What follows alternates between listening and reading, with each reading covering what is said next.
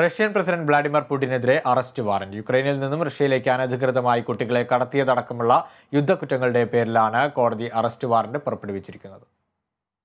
യുക്രൈനിൽ നിന്നും കുട്ടികളെ റഷ്യയിലേക്ക് അനധികൃതമായി നാടുകടത്തിയതിൽ പുടിന് പങ്കുണ്ടെന്ന് സംശയിക്കുന്നതായി കോടതി പ്രസ്താവന ഇറക്കി. പുടിനെ കൂടാതെ റഷ്യയിലെ ബാലാവകാശ കമ്മീഷന്റെ പ്രസിഡൻഷ്യൽ കമ്മീഷണറായ മരിയ അലക്സിയയ്ക്കെതിരെയും വാറന്റ് നൽകിയിട്ടുണ്ട്. അതേസമയം അയൽരാജ്യമായ യുക്രൈനിൽ 1 വർഷത്തെ അധിനിവേശത്തിനിടെ റഷ്യൻ സൈന്യം അതിക്രമങ്ങൾ നടത്തിയെന്ന ആരോപണം രാജ്യം ആവർത്തിച്ച് നിഷേധിക്കുന്നുണ്ട്. യുദ്ധത്തിൽ രാജ്യത്തിന്റെ 13,000-ലധികം സൈനികർ കൊല്ലപ്പെട്ടുവെന്ന് യുക്രൈൻ നേരത്തെ അവകാശപ്പെട്ടിരുന്നു. പ്രസിഡന്റ് വൊളോഡിമിർ സെലൻസ്കിയുടെ ഉപദേശകൻ മിഖാലിയോ പൊഡോലിയക്കാണ് യുക്രൈനുണ്ടായ സൈനിക നഷ്ടത്തിന്റെ കണക്കുകൾ പുറത്തുവിട്ടത്.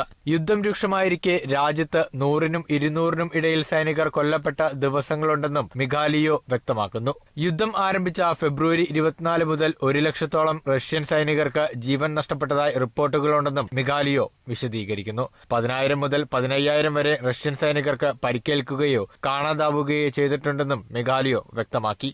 International desk, Kerala vision news.